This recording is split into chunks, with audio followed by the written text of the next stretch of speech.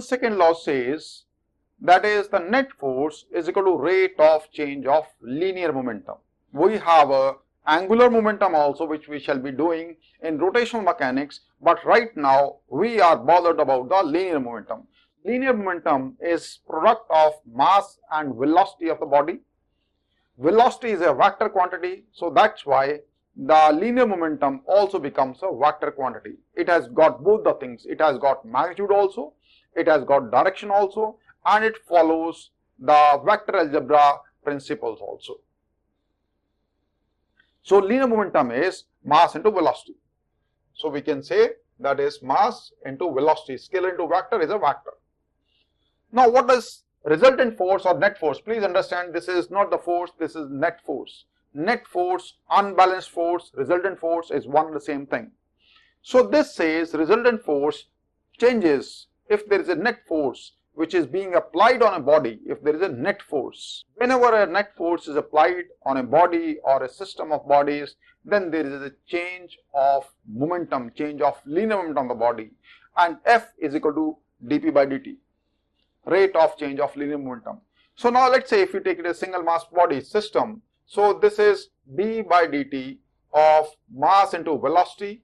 So mass, if the mass is constant, then it can come out, that is m into dv by dt, and we know that is this is what? This is rate of change of velocity, this is acceleration only. So this comes out to be ma, and this is how generally, that is, most of the students understand, that is Newton's second law is force is equal to mass into acceleration. Over here, please understand that is this is applicable only if m is constant. If m is constant, then only it can come out. This is F is equal to ma directly. You cannot change, you cannot apply for a variable mass system.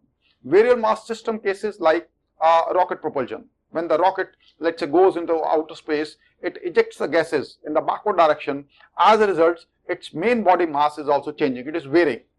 But whereas at the elementary level, at the junior level of physics where we are doing, we shall be dealing with the blocks and pulleys where the masses, they are constant, they are not changing.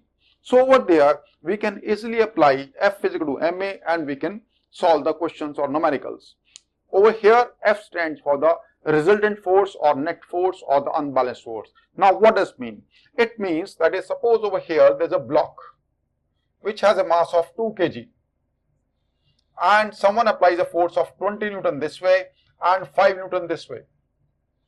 One is pushing it from this side, the other is pushing it from this side, and all the surfaces, they are frictionless. And these forces, they are horizontal. So over here the net force will be 20 Newton is greater than 5 Newton. So net force will be 20 minus 5 is equal to, that is F is equal to ma. Mass is 2 kg. Into acceleration we don't know, 20 minus 5, 15 by 2, that is 7.5 meter per second square. You will find the acceleration of this body. So 20 minus 5, that is the resultant force or net force. Please understand that is these three laws, Newton's laws of motion, they are empirical in nature.